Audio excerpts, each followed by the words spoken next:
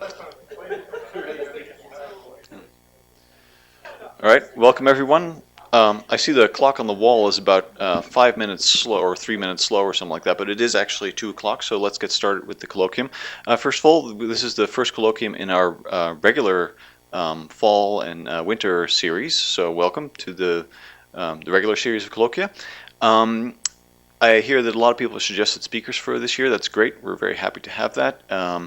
If anybody has any additional suggestions, we're we filled up pretty much through the end of the year, but next year is still open, so keep the suggestions coming.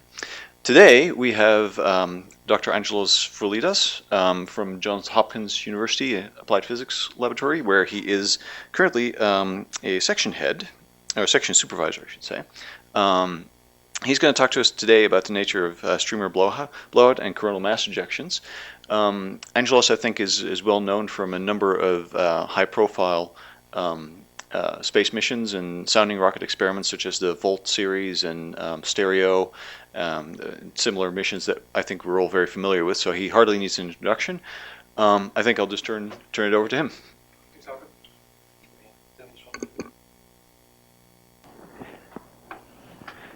And thank you for inviting me over. It's, I think, my first time I give a colloquium at HAO after all these years. And I'm very happy to be here and actually to talk about my work. Usually I get to do reviews about CMEs, not actually talk about what I actually do. And so today I was going to describe a particular class or type of CMEs that are called streamer blowout coronal mass ejections, and try to give you an idea what they are and where they come from. And it's not, hopefully it will be easy to understand. I didn't have any a big introduction to CMEs. I assume most of you are familiar with the CMEs. I just want to make a point here with data from our coronagraph on the stereo mission. This is just a regular cadence observations every 15 minutes for many months. And you just, I just want you to see, that CMEs come with all, as I say here, with all shapes and forms. All around the sun. Others are fast, others are slow. In general, they are projected over the background. Let me see if the mouse works. Over the background of streamers that form the sort of the steady state solar wind. And occasionally, you will see that some of them may tend to disrupt the streamer, and some they do not. So the question is, well, what's so special? Is there anything special about that? Now, the other point I want to make, and for people that may not be familiar with the coronagraph observations, is that that streamer background that we see, basically, we interpret as being the magnetic field, in a sense, illuminated by the outflowing electrons in the solar wind. And in a sense, it gives us a projected view of the global current sheet, the heliospheric current sheet in those distances. And here I have an example of a simulation where on the left you see basically an extrapolation. I think it's what was that? Potential extrapolation of a field from Wilcox Solar Observatory, showing and populating the locations of the heliospheric current sheet by some density of electrons, trying to create a simulated picture of a coronagraph picture as seen from LASCO C2 coronagraph. And on this column on the right are the actual observations from the coronagraph at that time. So you see that generally they match very well. Where we see brightness, this is inverted scale, where we see bright striations, streamers in the data, is actually where the heliospheric current sheet is. So when I make this point, because they will be important later on in what I've been trying to explain. Now, what are the streamer blowouts? Okay, see here I have two movies from the LASCO C2 coronagraph. You see there on the bottom I say how long the movie is, because it's hard to get a sense of how much time elapses just by looking at the movie. So I'll play the left one. So clearly you see here at the southeast, can I see the mouse, that there was a streamer seen as this bright area, striated area, that disappears with the CME. Okay, that's what we would call a streamer blowout. Now on this other movie to the right, you're gonna see you have the same situation here. It's a completely different time. The time doesn't matter. Where again you see the corona brightening, and then the CME pops out and evacuates the corona. Not completely though. That's another point I want to make sure. It's not necessary to have a complete evacuation and complete disappearance of the streamer, but this sort of sequence of the corona bulging, the CME coming in, then you get a lot of material out, is what we call a streamer blowout. Now the difference between, you can see that the one is much slower than the other. And both of those movies are quite long movies, long duration movies for what usually we present in CMEs. Usually CMEs we talk about a few hours around the event. That's the key points for the discussion. Okay, looking more carefully now at snapshots of yet a different event. And we'll get to how often these things happen. This is the pre-event corona, and here I have a base difference. I subtracted this image from the subsequent images here, and you see they're taken at quite different, different times. So you see basically the bulging of the streamer. That's why it's bright. The corona brightens up. Here you have the CME happening, and you can clearly see it has what we usually call a flux rope structure, basically a void in the center and looks circular, a lot like a slinky, a projection of a slinky on the plane of the sky. The CME goes out, and then here you see the negative imprint of what was there before as the background corona. So this obviously is a very intense streamer blowout. These images actually are calibrated in mass images. So what you see here basically are mass that left the corona.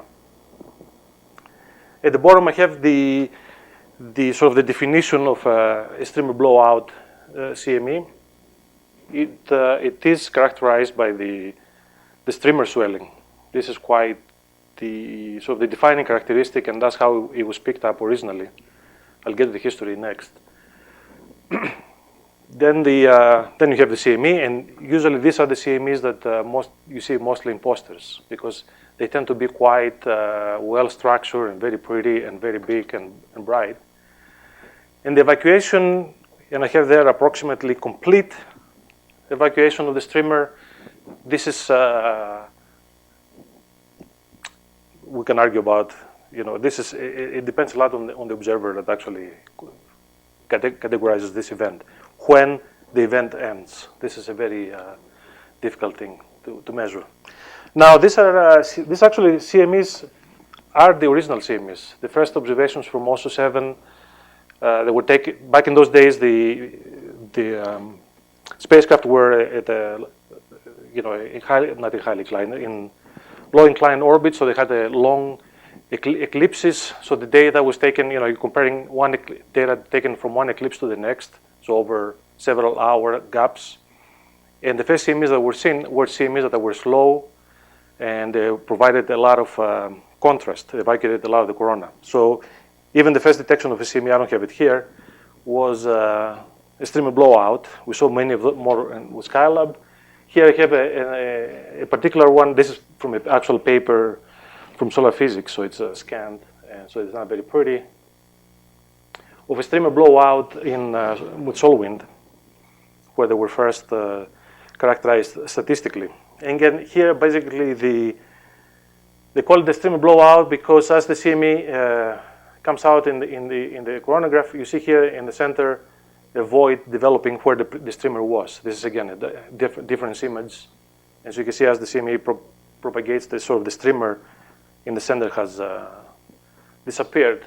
Now, I picked this event because of its particular association with a helios detection, magnetic cloud, and an IP shock. And so this was a very slow event as seen from the coronagraphs back then, but actually when it reached sort of half an AU, I don't remember where Helios was, it had actually developed a shock. So they have some important space weather implications. So it's not just, analyze them because they look pretty. They have something important. Now, the easiest way to pick them up is to do this kind of maps that also Art Hundhausen was doing here a long time ago with SMM, where we basically take a slice of the coronagraph at a given height. Here on the left is at 3 solar radii. On the right is on 2.5 solar radii over the kind of rotation. So we build up a history of the corona at that height. And that allows us to identify CMEs. You see the CMEs showed up as these bright streaks. And time goes from right to left, being a Carrington map. So here you see a particularly bright and large streamer blowout that lasted over, you can see here, 4 days. I think these are the days here. It's too small. But to read is about 4 days duration, and you can see that at the end of the CME, then there's void. There's no more CME, more streamer. There's also another streamer blowout over here. Now, these are more common streamer blowouts that they look like, they look like bugles. That's what Art called them. It's easy to identify. In lower heights, they're even more pronounced. And so you can see here that on this streamer blowout, you can almost see the flux loop structure of that CME was particularly well projected in this case. Now, the point here is that these blowouts, although there is a void at a certain range of position angles in the corona, there is there is this new streamer appearing after the streamer blowout at a different height. So if you were, the approximate streamer location was, say, at the center of this CME. I'm losing after the CME, it seems like it sort of jumps to a different height. The same thing here. You can see a new streamer appearing on a different position angle. So that's also a characteristic of the streamer blowouts. You have a streamer, the streamer bulges up, disappears, but then right away you see another fold, basically, of the heliospheric current seed being illuminated at a different, slightly position angle. So originally this was interpreted as an evidence that CMEs reconfigure the global magnetic field, and because by the ejection of that transient, you basically change the overall distribution of the global current seed, and then you get a different fold. You get a fold in a place you didn't have it before. So these are things that we will try to investigate in this talk. Here I have the sort of a comparison of the top-level statistics of the streamer blowout CMEs compared to the solar wind in the middle column, which was the only other statistical work has been done on those, and to all LASCO CMEs as the general population. There are 22,000 events in this case. I measure about 1,000 events for LASCO, and there were about 50 events with solar wind. And so now you can see that the width of those CMEs, at least the way I calculated, they are much wider than a typical, or the average, let's not say typical, like the average LASCO CME, which is about 50 degrees. They're 72 degrees. And their speeds are the same.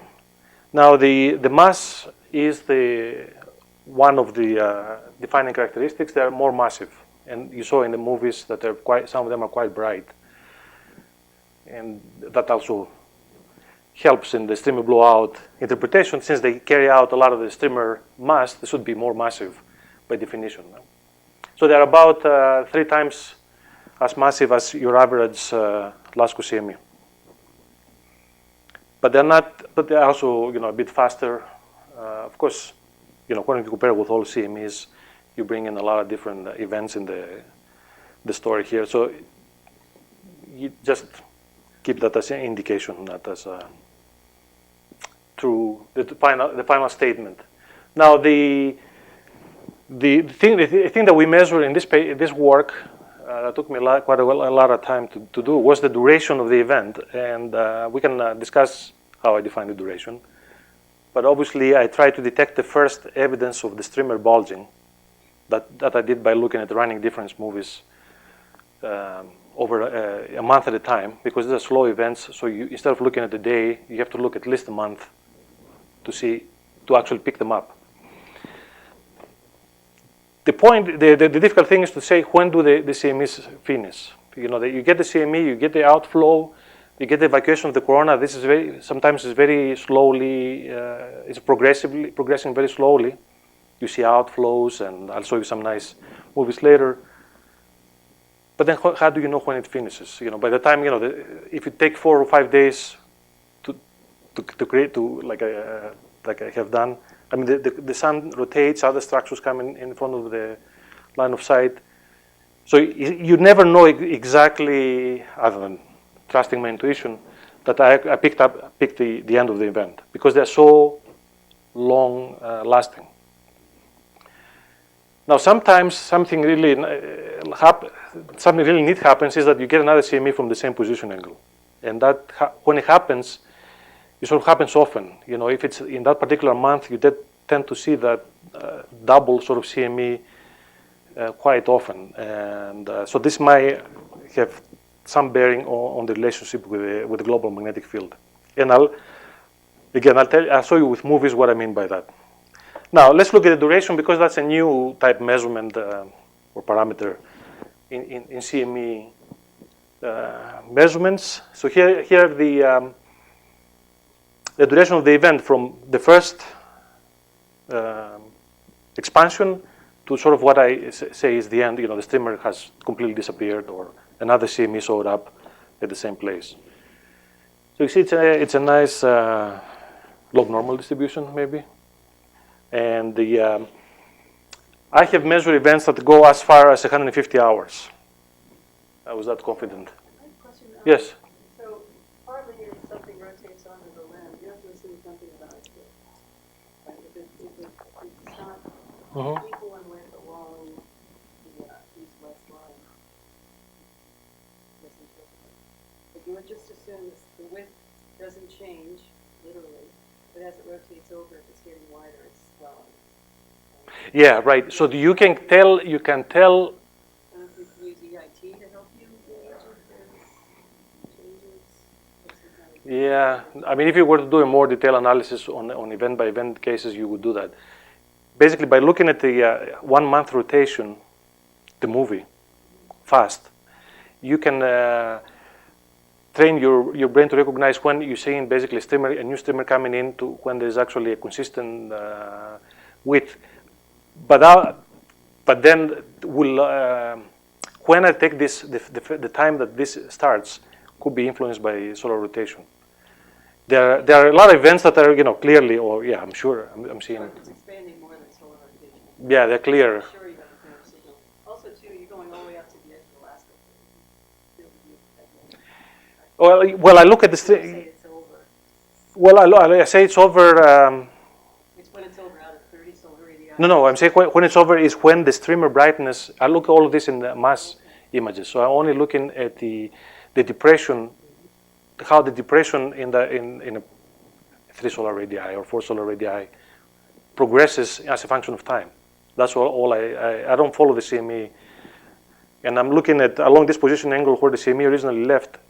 Am I seeing this deepening, or it stops? It's hard. So there is a lot of. I estimated that the beginning of when I take the initiation, it can be uncertain by at least 2 hours, but the end could be several hours. So I'm basically relying on doing a lot of statistics to sort of average the errors. And so you see here that the typical the average duration is 40 hours, but most of the events are about a day long. So that's why you have to look at 3 or 4 days to appreciate that indeed a streamer blowout happened from that particular location. Now, if I look at the statistics against other parameters, one is the speed. Here I have these are all scatter plots, but then I don't know if you can tell in the center I have did a histogram average every 10, for example, every 10 hours. I take all the measurements in the bin of 10 hours and I come up with the average. That's what that line is, connecting those points. So in an average sense, you see that of course, the longest duration of an event, the slower the CME. I guess it makes sense. Same thing for the kinetic energy. The mass also, you can see here that the mass also has a tendency, a statistical tendency to be less for slow events. So those obviously are less energetic evacuations of the corona. And the width over here again is, you see there's a lot of scatter. The width tends to be narrower as we go to longer and longer durations. So those events again are not so explosive. That's how I interpret this. Which also makes sense. If you got a CME that lasts only 2 or 3 hours, that's basically your standard CME. But a big explosion, those would tend to be wide. If it's something that takes 100 hours, I would expect it to be a very narrow event. I mean, a very slow event. If you look at statistics for solar cycle, that's because I have almost 2 solar cycles in the database. Up here is the duration. So with the dashed line, you see the sunspot numbers. So you see here in cycle 23, there's an anti-correlation, which makes sense. That as we get to the maximum, the streamer blowouts were much faster. They were very shorter, and that's because a lot more energetic events during the solar maximum. But you see in the previous cycle minimum, we had some extremely long duration events during minimum. Now this pattern doesn't really sort of happens again in solar cycle 24. You all know about that this is a different cycle. This sort of shows up in these statistics a bit. I don't have such a strong anti-correlation with the sunspot number and duration of streamer blowouts, and I'll get to this later. It is a very particular thing with the cycle. I think it has to do with the tilt of the global dipole field, and I'll get to that soon. But the point to notice is that the previous cycle we had short durations during maximum, long durations during minimum. Now the other events, the other parameters, kinetic energy and the mass and the final speed of the CMEs are here. You can see again that they tend to be faster during maximum and this maximum. Now you notice there's the picking up again at the end of this. This goes to 2015. But this point might have edge effects, so I wouldn't trust that at the moment. The width has some interesting variability again. It seemed to be more or less constant during the cycle 23. We had some very wide streamer blowouts during 2004. During the minimum, transition to minimum. We had a very gradual increase in this cycle up to the peak.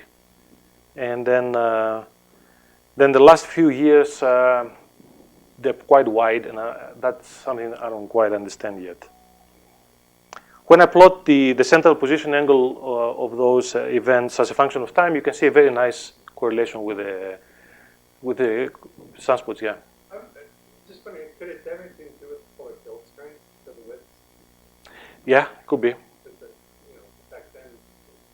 Yeah, and only we pick that that rises towards the minimum after 2014.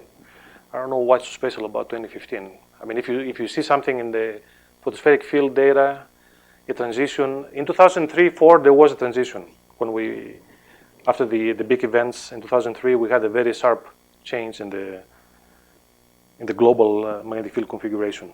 Now here you can see in the position angles you see very nicely basically the mapping the heliospheric currency. They're allowing 0 in 96 in the previous minimum. They spread out as the streamers. I mean, they follow the streamer locations. As you get to maximum, the streamers spread all over. CMEs follow them. Then you get to our minimum in 2008. Again, the global dipole gets narrower. And then as you can see here on this cycle, that we had a very sharp transition from the minimum to the maximum corona in 2010. And we see this in a lot of the other CME parameters. We see in 2010 was special for a lot of our measurements. And then you can see almost the double peak of the cycle, maybe. Then things start getting weaker, as you would expect, and then we have a jump. That's something special in 2015. So how interpret this, all these observations? What is the picture that I can come up with to sort of try to account for all of those that behavior? Well, one thing you have to think about is what I just show you regular CMEs, but not all CMEs look the same. There are a lot of other ejections in the data that we see in LASCO that they are very interesting, that we saw early on. And so this is what we, in the early days of LASCO, we call like the open jaws. You see basically counter streaming stuff, some falling down, some going up. And there are snapshots from the paper from Neil and Yiming back in 2007, showing all sorts of different representations of this sort of phenomena, snapshots. Some of them are pretty narrow, and some are like this one, like the open jaws. And so they, of course, in that paper, they made to me the obvious interpretation that what you see basically you see in the current sheet splitting apart. That's what that means. That you basically have a tear in the current sheet, and some material comes down, some material goes out. You have a connection, and you see this from the side. It looks like this in-out pairs. If you see the current sheet from the side, you see just the in-out pairs. If it's facing you, you see the jaws. Now, why is a particular width? What determines the width of that? Usually there will be a coronal hole on either side. But basically what you're seeing is that you have the ballerina skirt of the heliospheric current sheet, and you tear it at certain places, possibly because of the way the flux emerges in the photosphere and rearranges the global field. So these are streamer blowouts, because if you're tearing away the current sheet, basically you're moving the streamer from some projection, for sure. But things can get even more interesting when you start looking at the data at month at a time. And so this is one of my favorite movies, where you have to pay attention. I hope that you can see down here. This is the streamer blowout. And basically you see a CME and you see a front propagating towards the west over several days. You see it's a big CME, it's a halo, you see spokes. But over here you see this unzipping feature. Now this movie, it's 4 times faster than usual. I think it's about 1 frame a second, 120 frames per second. So you can actually pick that up. So this is, again, if you like, an unzipping of the streamer, only it has a sort of a preferential side, that goes on and on. But it gets. Is that it? Yes, December 26, 15. So this is in the period of 2015 where we had very strange statistics overall. Now, if I relate, so the one thing I can do is relate it to erupting prominences, because of course most of these events are flux slope CMEs, and they basically should demarcate long neutral lines on the surface. And again, the previous cycle was behaving a lot better than this one. These are erupting prominences in the radio from Nobuyama. And in red are the ones from the south. In black are the ones from the north. I try to separate the 2 hemispheres because as you can see, the activity happens at different times, the different hemispheres. And so with the solid line are the erupting prominences, and the dashed lines are the streamer blowouts. They don't really follow each other that much, which is interesting. What do we have? Yeah. Any distinction between the high latitude? I mean, I know you do 30 degrees, but like 60 degrees or 50 or something. Yeah, I didn't do for that because I don't think there were enough I don't have enough erupting prominence in the radio. If we were to do this maybe with EIT and AIA, we might have a Or even the alpha data. finer resolution. So these are all in the eruptive prominences, yeah, that we see out in off limb. We have to be off limb, maybe half a solar radius or something. Then you have quiescent filament, active window. Yeah, it's all whatever is on the list of so I didn't try to do one-to-one. That's what David Webb wants to do, and he can do it. He's retired. It's a lot of work. This one, that would be, yeah, the obvious next thing to do. And so what you see now is the huge jump in streamer blowouts in cycle 24 compared to the eruptive prominences. They're pretty much the same as last cycle. But they correlate much better now. You see the jump in above 30 degree north sort of follows the streamer blowout. But in the previous cycle, there was sort of a hysteresis between the eruptive prominences and when I'm picking up a lot of streamer blowouts. Now, I made a lot of comments about flux rope CMEs, and here are the statistics of the events in the clear bars. I have all streamer blowouts, and from those I have actually identified which one of those had a flux rope morphology based on my criteria, I guess. And then, so you can see that they constitute a very high percentage of events, particularly minimum, particularly in this cycle, 24. And so on the solid line is the ratio. The solid line shows the ratio, and what do we have here? And in the dashed line is the tilt of the global type dipole from Wilcox. I took it from Wilcox. Now, why I have the tilt here? Well, assuming that these CMEs follow a streamer, that means they follow the global current seed, or whatever the fold of the current seed at that particular position angle. Now, if the tilt of the dipole is 9 degrees from Earth, that means that in very simple terms, the CME basically the axis of the flux rope should be on the ecliptic plane, right? We're looking down the axis of the flux rope. So we should expect to see more flux rope CMEs when the dipole is tilted this way compared to when it's tilted towards us, because we will tend to see along I'd say the flux rope, the cavity. And that's the case. You can clearly see that that's really follows. During minimum, we have a higher percentage of flux rope-like CMEs, and during maximum, not so much. So that's an indication of the nature of the CMEs. These are the occurrence rates in black. Now you can see that the axis there is monthly, not daily, because there are not that many. I only had 1,000 from 96 to 2015 that I identified.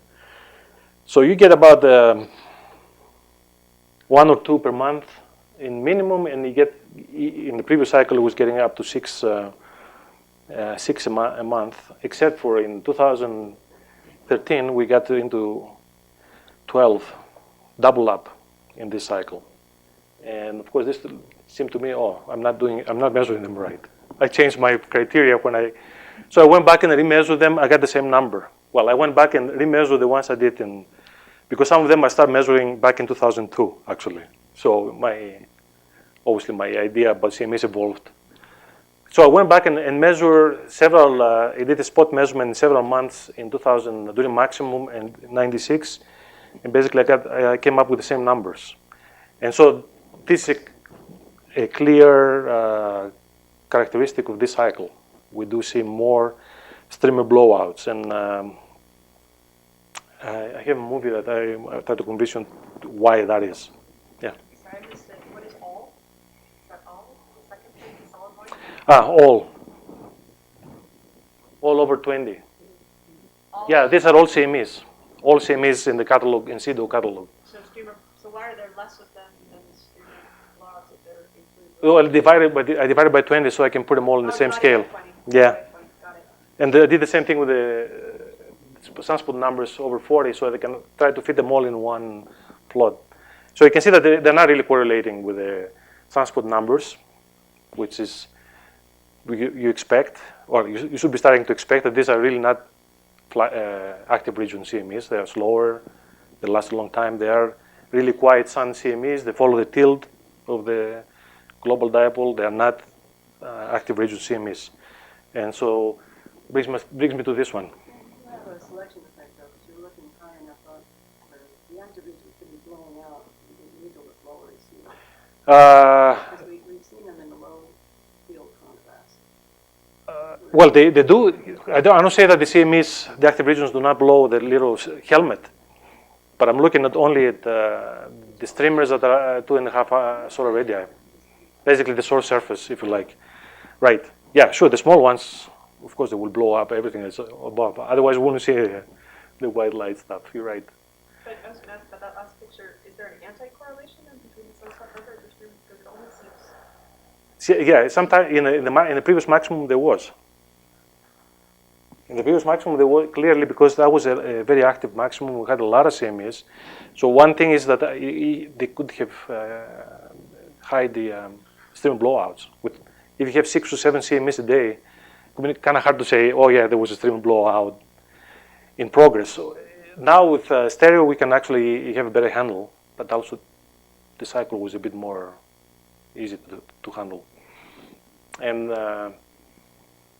this is tricky when it comes to the CME, now you remind me, to the CME statistics, because for the paper I did with Robin, we identified 3 CMEs tried to reconstruct 3 CMEs at the same time, when a lot of people thought there was only 1 or 2. And the third one was a streamer blowout that was so slow that in any given frame you wouldn't see it. But if you were to make a movie for a week, you see, you would start rising before the other activity. But once the activity picked up, it was hopeless. Yes, this guy. So that first peak, the peak around 2012, must be all from the northern hemisphere. Yeah, yeah. And so I bet if you extend your record, you should have seen the southern hemisphere, which is about 2 years, I think. 15, yeah, I haven't started 15 because I ran out of steam, actually. Well, I don't think it's The latitude, I had it in the previous, I don't know if I have a specific, sorry. So there, the latitudes of the CME central angle, I mean, I have both hemispheres, but of course you see there is a concentration of points. I have another one, I have a blown up, I didn't put it in the paper, blown up diagram. Is about 60, 70 degrees or so. So they're all what coronal holes, supposedly, polar, if you like. Yeah, I mean, some of them are polar crown, but we have very, extended field lines, neutral lines. So follow-up question. Yeah. Why would you not see that in cycle 24 or 23? Yeah. Define statistics. I'll show you in the next picture. So let me try to hone the point of what the tilt. These are other statistics. Is the tilt versus duration.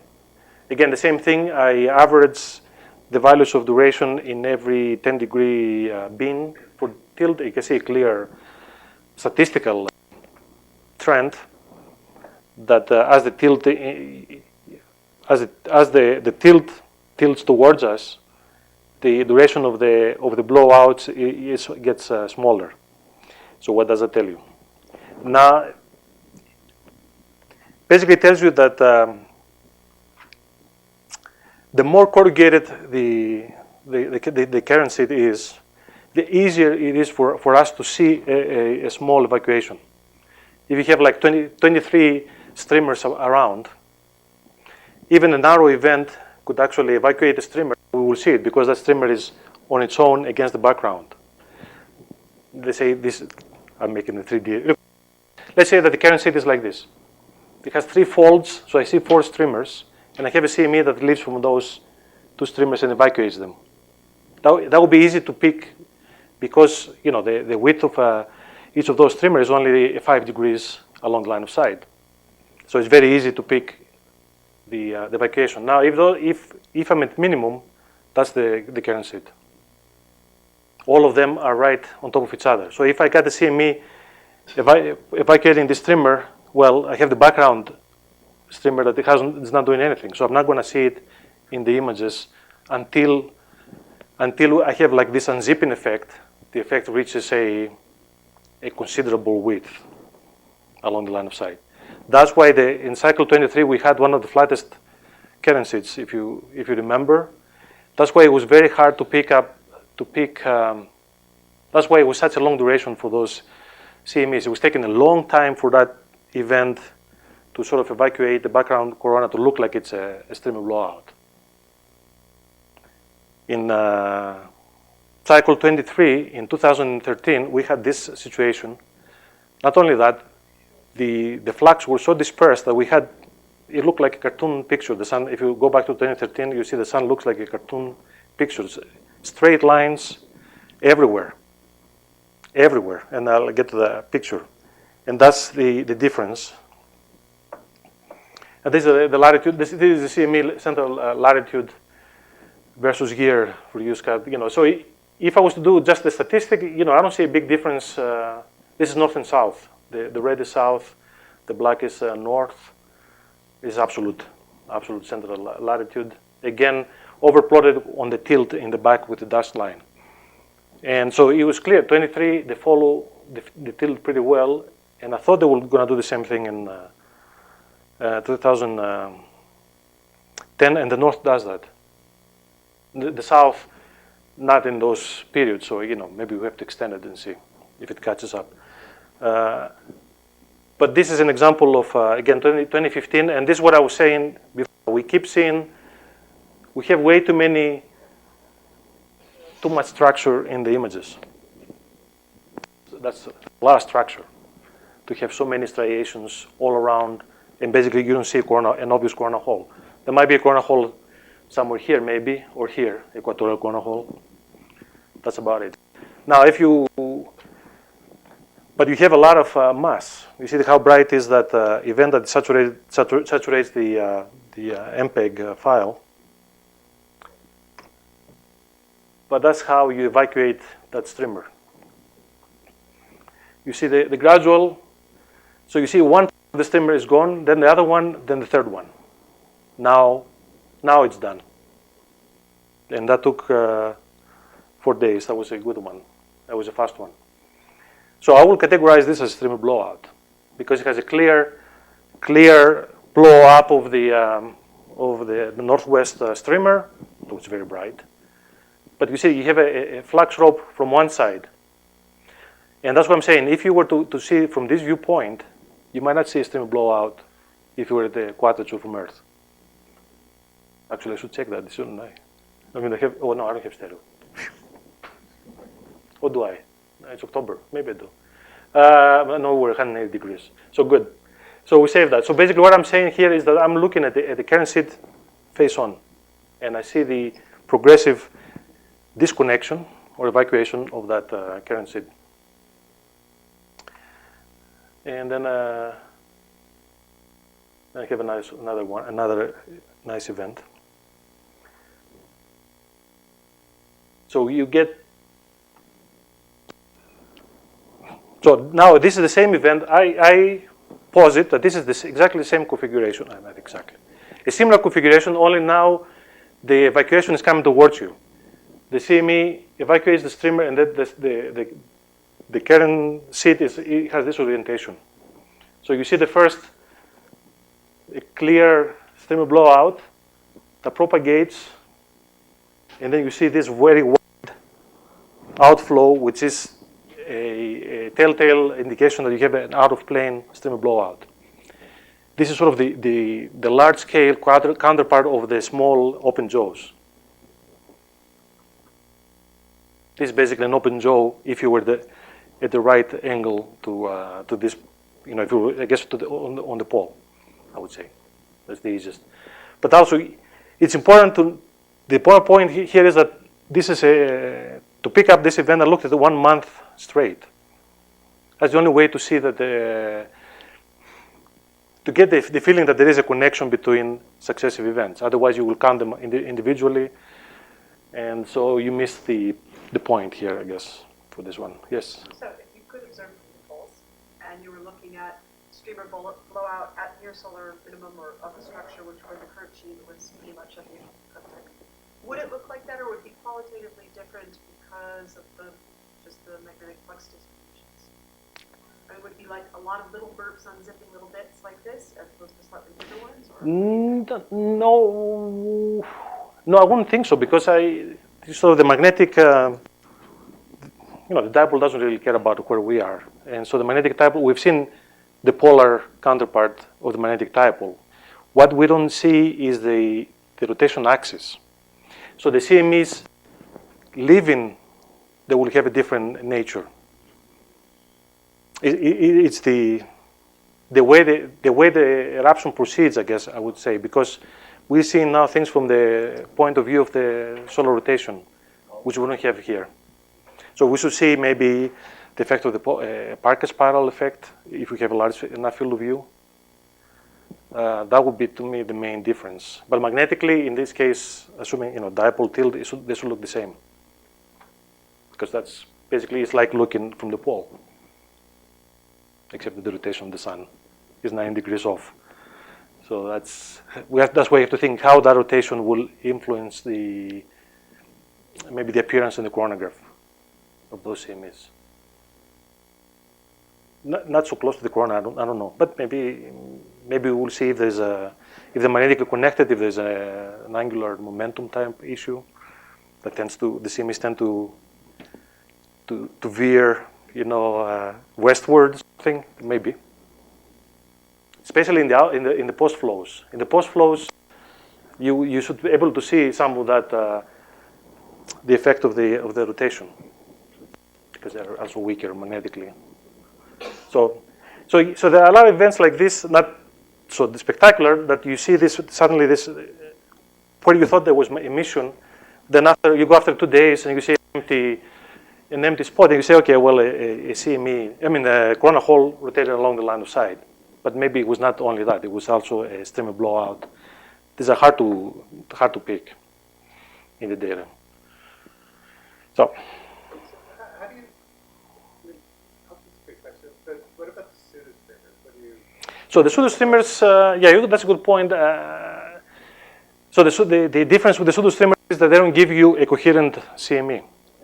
That's how you would know that you would suspect that this is a pseudo streamer, because some cloud will come out, and then there will be nothing. I haven't looked at the few examples I looked from Yiming's paper. They didn't really look like streamer blowouts. There was nothing gradual about it. There was no complete evacuation. Maybe because there's not enough density to give you this sort of big difference before and after. And so that's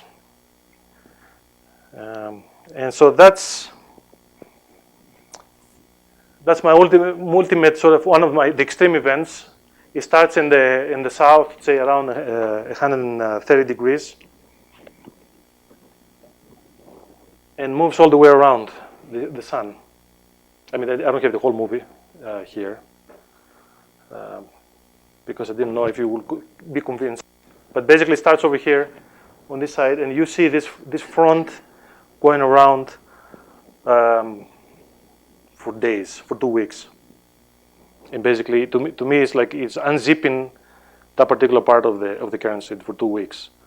But you wouldn't pick it up in any given day because you don't know where it started. You have to have, again, some fiducial point to actually make sense of a lot of the variability you see in the coronagraphs. And then you get to the point, okay, so is this a CME that lasts for 2 weeks? It might be semantics. Depends what you're after. If you're after the global magnetic field, yeah, I think you need to look into this because you need to know how the global field reconfigures. If they're after space weather, maybe it's not really that important, or CME, flux emergence.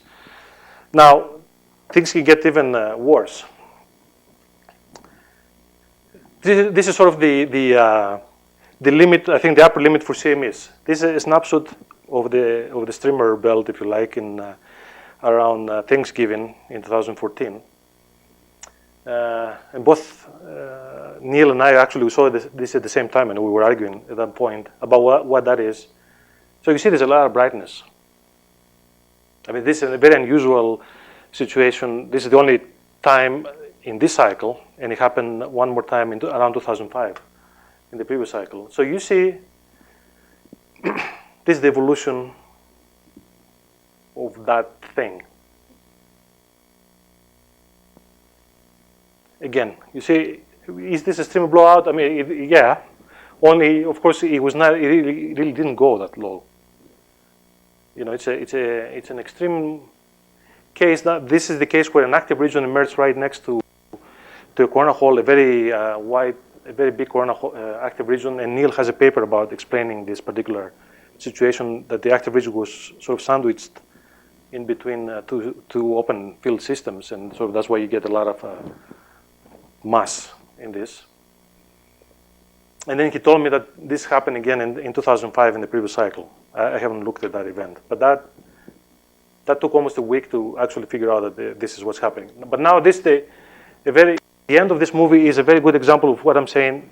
Looking at when we look at the current sheet face down, you see how many. We never really get so many strong streamers all the way around the sun. There's a big coronal hole, of course, in the southeast. But at the end of that, you see it's just rays and rays, very well defined with high intensities, you know, high mass contrast. And this one didn't come out right.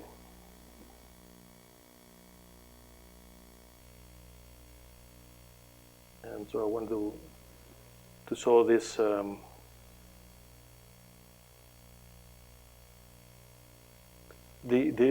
How that appears in the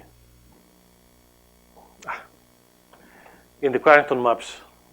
It's a very weird structure of the global field.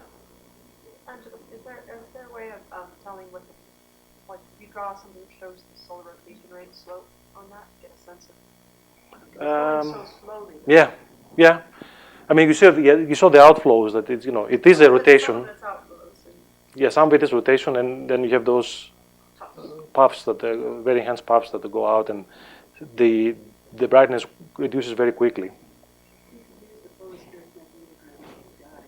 Yeah. See what the neutral. Mm-hmm. Speaking of the photospheric magnetogram, so when you see these blowouts, you were saying the streamer looks almost like it shifts. Then after the event, yes, you get a different position. Yeah.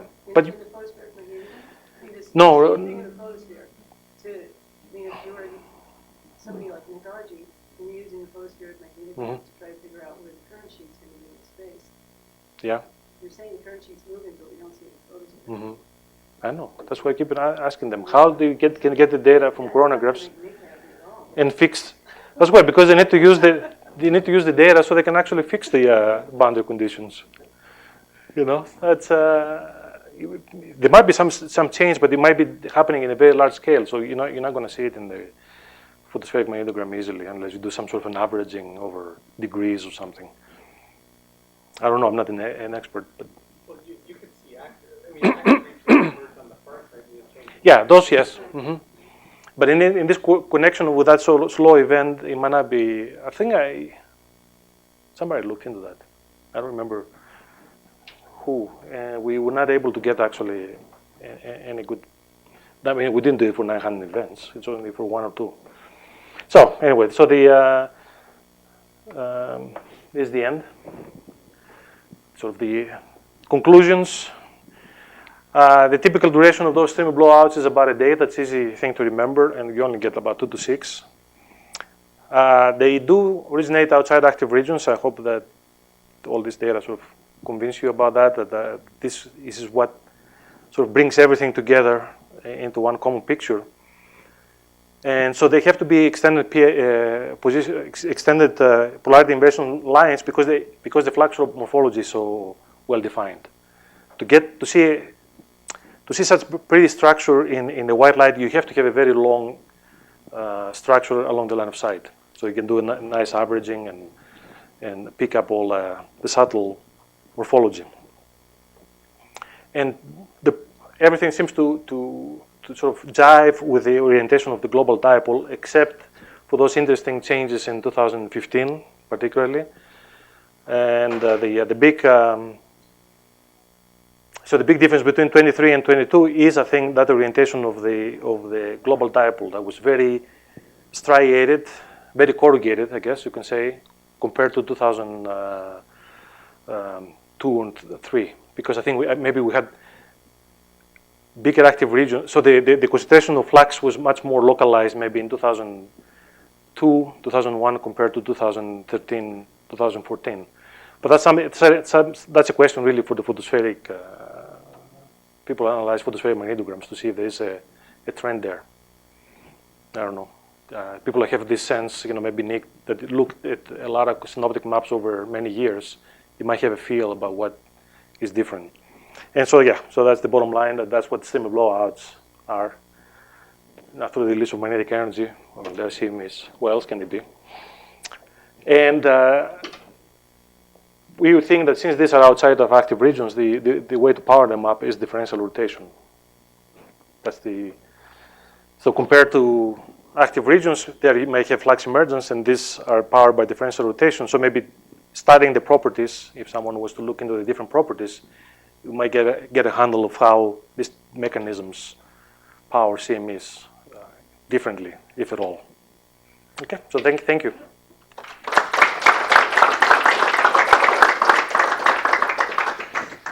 All right. Angelos was already inundated with questions during his talk, but we've got time for a couple more. So I see one over there.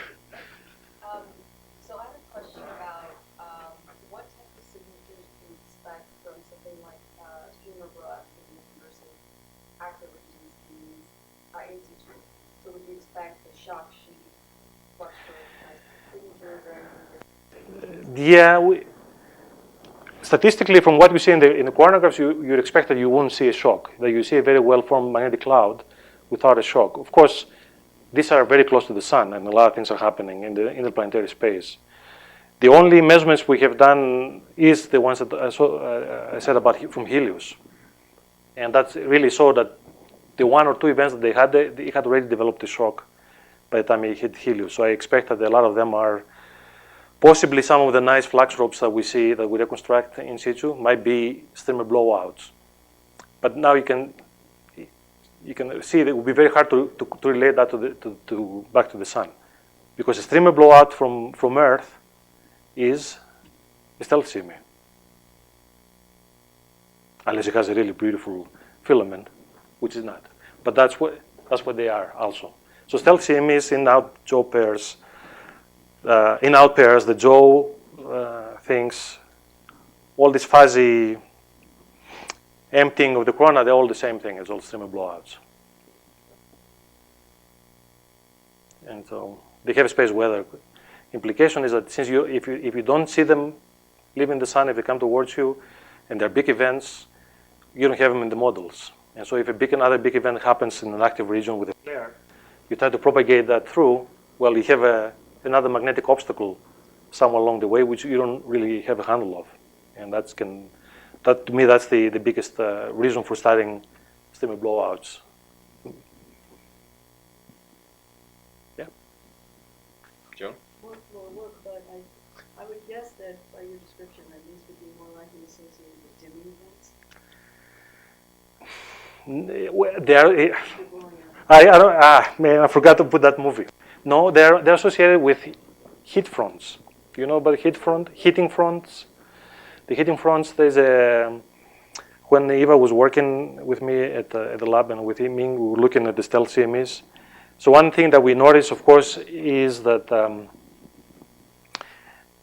if you look at the global, the full disk images, sometimes you see this propagating fuzzy fronts around in quiet sun, the polar crowns or whatever, without actually seeing an eruption per se. So usually it's in 195 or 284. You see this sort of global, looks like a wave, but it doesn't leave a dimming behind it. It's just a heating front. And so Eva and Iming wrote a paper about it, describing it. And that's why this is the imprint of that streamer blowout. Because the reconnection happens high up in the corona, up about that distance, there's not enough heating to create flares, or really, it's not really taking material out of the low corona very quickly.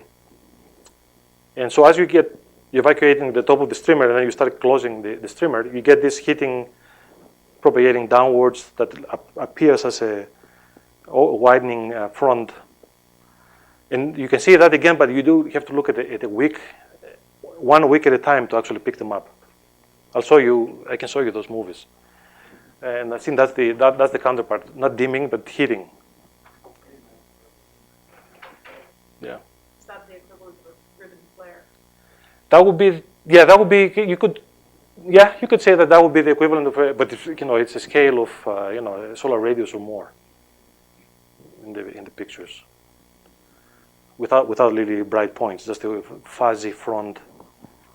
I have to show you some. They're really easy to pick, especially now. That's how you can find stealth CMEs. I didn't want to tell you, but I thought it would be job securing, for the next proposal, but that's okay. That's All right. fun. At least one of your reviewers was here today. Exactly. I didn't want to say that either. All right. With that, I think we should thank Angelos again. Thank you all for your patience.